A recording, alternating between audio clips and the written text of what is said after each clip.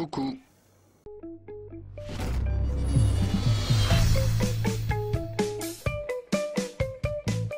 Et salut tout le monde, c'est Teranis, j'espère que vous allez bien. Je me rends compte quand même que ça fait un sacré bout de temps que j'ai pas fait de FaceTime avec vous. Alors aujourd'hui ne va pas être une vidéo comme je fais à mon habitude, on va plutôt discuter entre nous comme de grands philosophes débattre sur un sujet. C'est absolument fou. Comme vous avez pu le remarquer, je n'ai pas sorti énormément de vidéos ces derniers mois et j'en suis affreusement confus. Je suis désolé. Pourquoi Antoine tu nous fais ça? On voulait des vidéos, tout ça. Dans cette vidéo, je vais vous expliquer le contexte de cette absence de cette vidéo et vous en saurez plus sur l'avenir de la chaîne ainsi que les futurs projets qui arriveront là-dessus. C'est pourquoi je vous invite à vous abonner à cette chaîne et à cliquer sur la cloche pour être notifié des futures vidéos. Originalité sur 3000. Alors, la grande question qui se pose, c'est qu'est-ce que tu as fait pendant une putain d'année, Antoine? Si vous saviez. Bon, ce qu'on va faire, c'est que je vais essayer d'expliquer les choses dans l'ordre pour que vous compreniez le contexte. En juillet 2017, j'ai obtenu mon bac S avec mention assez bien, pour ceux qui ne le savaient pas. Et ensuite, en septembre 2017, évidemment, après la terminale, il faut faire des études. Enfin, pour ceux qui en ont envie. Moi, je voulais faire des études. Donc, je suis rentré en DUT MMI, métier du multimédia et de l'internet. Ici, on y étudie tout ce qui touche à l'univers du web, donc c'est la programmation, l'intégration, enfin du développement web, du graphisme, de la communication, du réseau et aussi ce pourquoi j'ai voulu y aller, de la production audiovisuelle. C'était la formation que je voulais et j'en suis très satisfait déjà parce que j'ai validé ma première année. Ce serait dommage quand même sinon. Mais alors, la question que vous allez vous poser... Et dis donc, Iranis, c'est quoi le rapport entre le manque de vidéos et tes études, s'il te plaît, hein? Bah oui, parce que...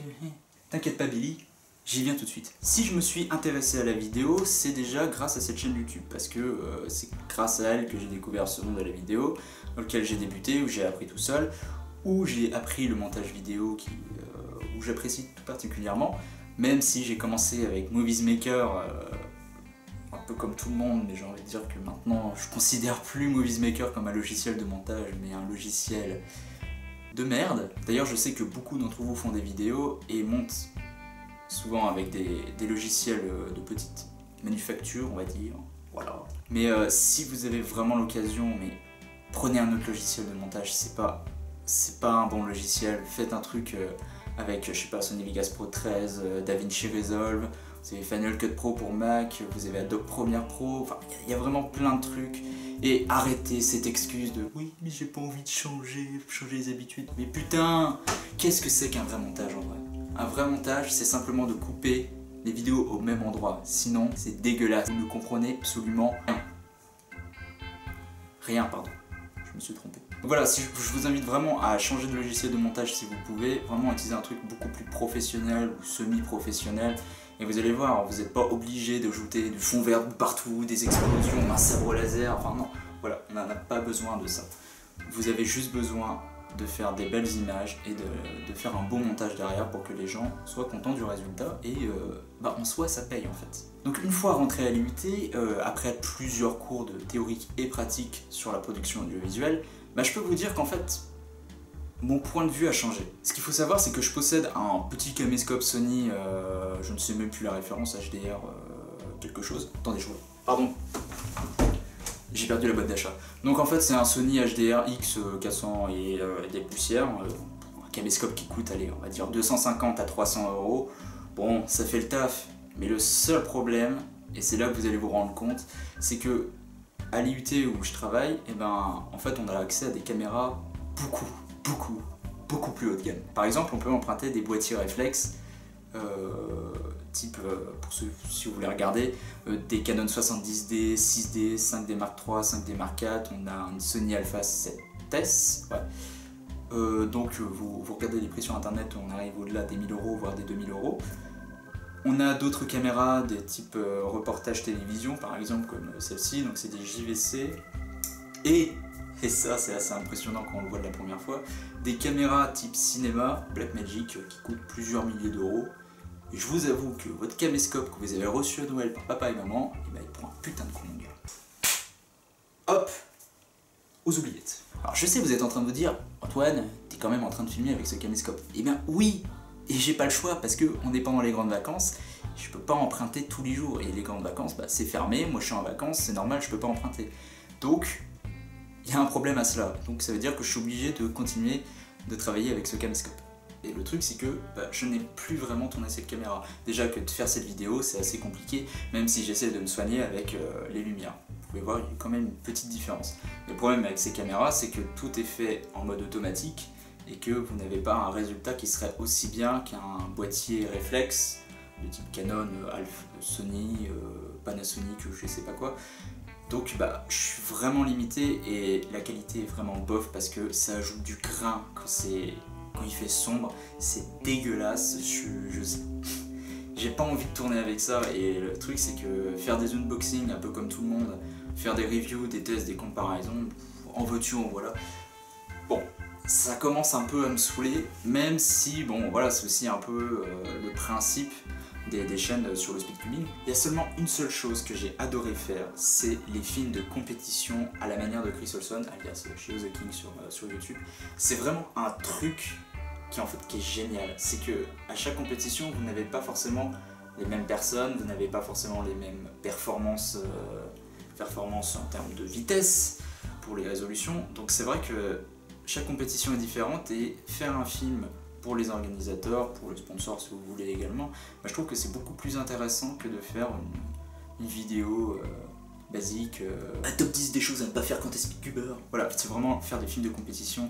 Vous avez pu le voir quand même avec celui du Nancy Open, avec celui des championnats de France notamment. D'ailleurs ça a été le film officiel, même si je me suis pris un peu tardivement, mais voilà, ils ont accepté et ils en sont très satisfaits du résultat. Moi aussi, hein, d'ailleurs ça vous a énormément plu et donc il y en aura d'autres.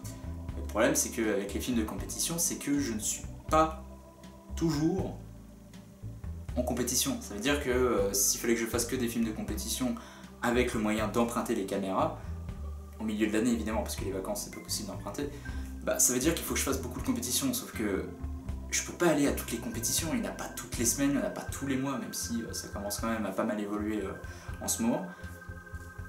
Qu'est-ce que vous voulez que je vous dise? Je fais de mon mieux, mais c'est-à-dire aussi que j'ai les études à côté qui me prennent un temps fou et un temps monstrueux.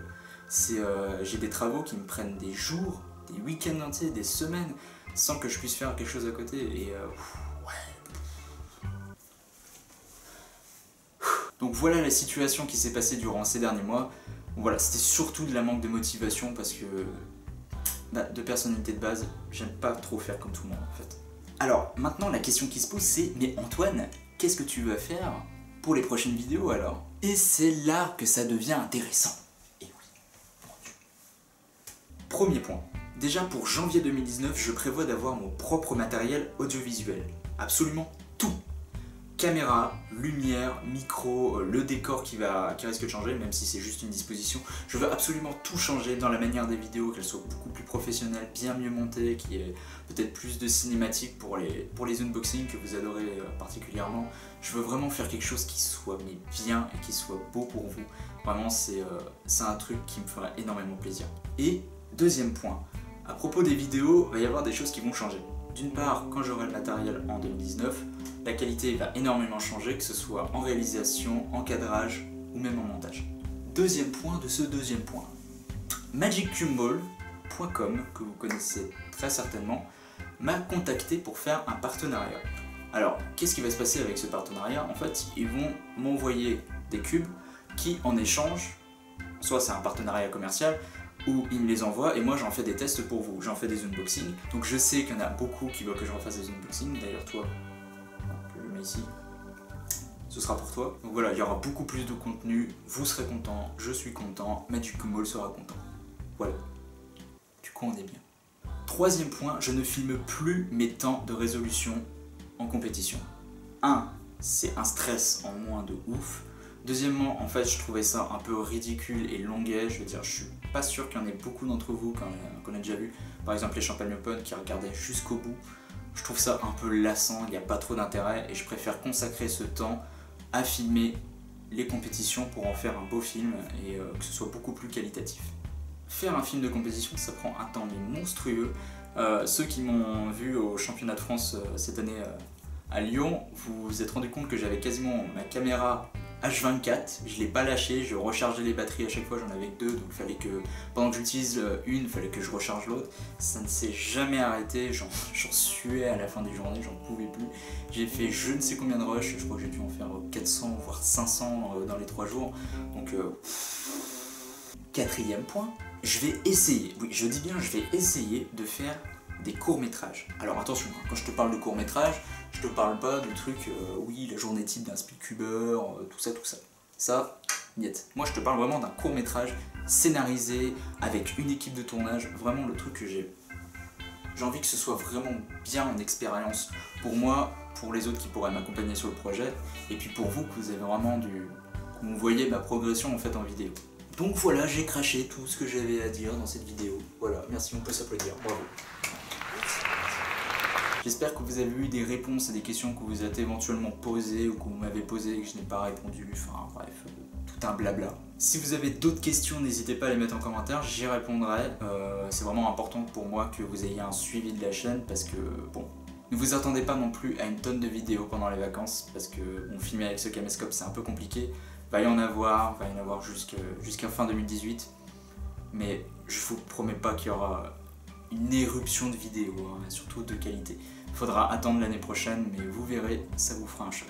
De plus, parce que là, il faut quand même en parler, on approche vraiment très rapidement des 1000 abonnés et bah ok, bon, c'est pas énorme non plus, hein, on va pas se mentir, mais franchement déjà, je trouve que ce sera une bonne étape d'avoir les 1000 abonnés, même si je suis un peu déçu dans la manière, enfin dans la mesure où je pourrais faire beaucoup mieux en vidéo.